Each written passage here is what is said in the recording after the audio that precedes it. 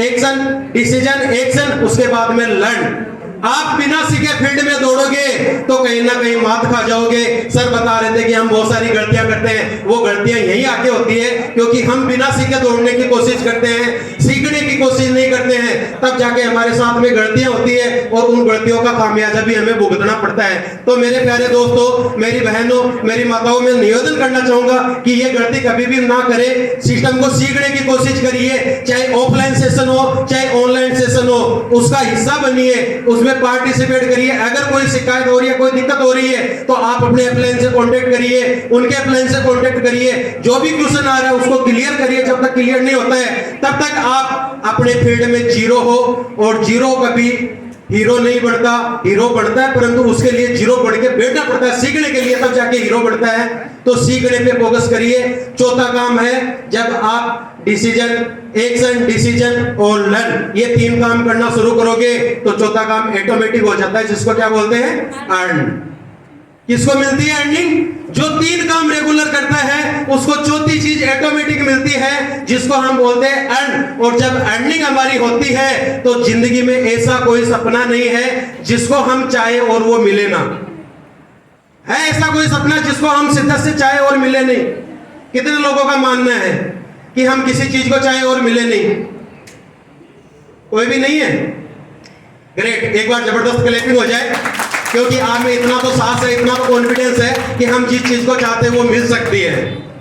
दोस्तों, मिलने का कारण ये होता है कि हम जिस चीज को चाहते हैं उसके लिए हमें काम करना पड़ता है, उसको सीखना पड़ता है, और सीखने के साथ साथ उसका विजुअलाइज भी करना पड़ता है। विजुअलाइज एक ऐसी पावर है जिसको हम जितनी बार याद करेंगे उतनी बार हमारे माइंड को डायरेक्शन देता है, और जो माइंड को डायरेक्शन देता है वो चीज पूरी होती है। कितने लोगों को पता है कि माइंड का डायरेक्शन जो होता है क्लियर होता है? कितने लोगों को पता है कि माइंड का दिया हुआ डायरेक्शन पूरा होता है? मैं बता दूं, 99% लोगों का पूरा होता है। एक उदाहरण देना चाहूंगा छोटा सा। ब्रूस ली को कितने लोगों ने जाना है? ब्रूस ली को कितने लोग जानते हैं? कोई भी नहीं जानते हो? बहुत अच्छी बात है, मैडम के लिए एक जबरदस्त क्लैपिंग हो जाए।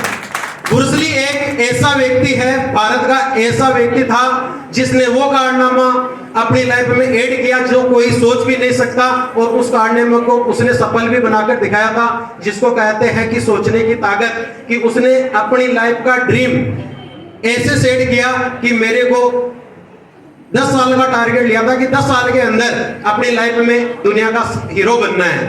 दोस्तों, उसने वो सारी बातें अपनी डायरी में नोट करी, एक कागज में लिखी, और उस कागज को फोल्ड करके अपनी पॉकेट में रख लिया।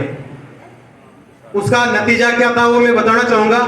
जब उसने अपनी पॉकेट में अपने ड्रीमों को, अपने विचारों को रखा, जब वो जेब में हाथ डालता, उस कागज को स्पर्श करता उसका हाथ, उसके माइंड को डायरेक्शन मिलता कि बेटा तेरी जिंदगी का आखिरी दिन है, ये तेरा सपना है, इस समय तक तेरे को ये पूरा करना है। जब भी हाथ डालता, दिन में चाहे वो 1000 बार डाले तो 1000 बार उसके माइंड को डायरेक्शन मिलता, और उस डायरेक्शन का नतीजा पता है क्या निकला?